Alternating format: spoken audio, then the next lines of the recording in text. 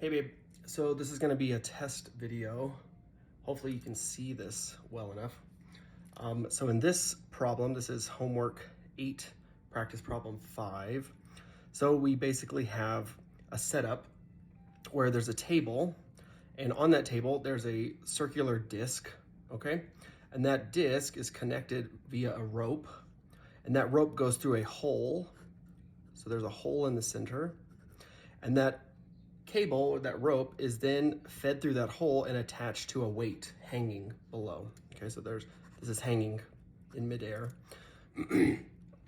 So the question, if I can remember correctly, says basically, how fast does this have to spin in order for this hanging weight to remain hanging?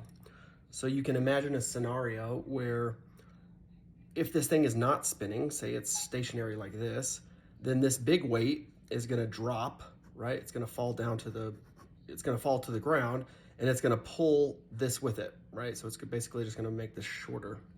So the question is saying, how fast does this have to spin in order for this weight down here just to remain hanging in air, basically? So the way to think about this is what forces are acting in this situation, right? So we have this thing that's going to be spinning, right? And so we're going to have a centripetal force, or FC, and we also have this weight that's hanging, which that's going to be the weight of that hanging mass, which is just going to be mg, right? So what we can say is this thing has to spin fast enough to where the force, the centripetal force, has to equal this hanging weight. Because if the centripetal force is greater than the weight, then as it spins, it's going to get bigger and bigger and bigger, and the weight is actually going to be lifted off the ground, right? If the centripetal force is less than the weight of this object, then like we talked about in the first scenario, it's going to drop to the floor, and it's just going to pull this weight with, or just pull this little mass here with it. So then, yeah. So we need these to be equal, basically. So we know that FC is going to be equal to mv squared over r. And so that is basically the mass of this little weight as it's spinning, and the velocity of how fast it's spinning, and then the radius, right? And we need that to equal mg on this side, right? Because if they're equal, then this will just spin forever, and this weight will just sit there, hanging in free space, right? Yeah, so let's get rid of this for right now. So we need to have this centripetal force equal this hanging weight, right?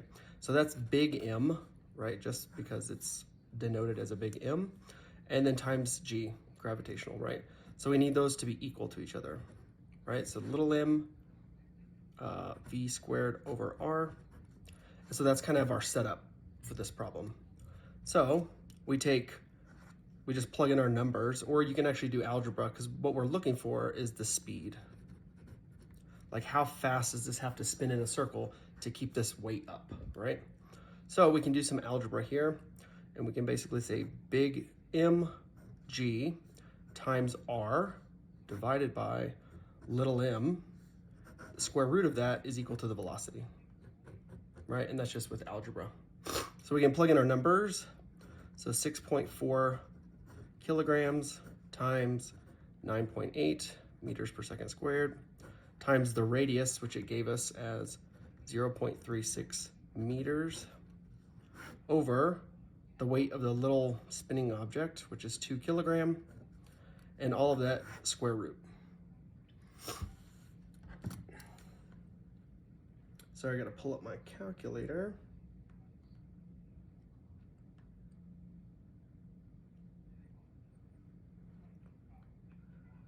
So we just plugged it into our calculator.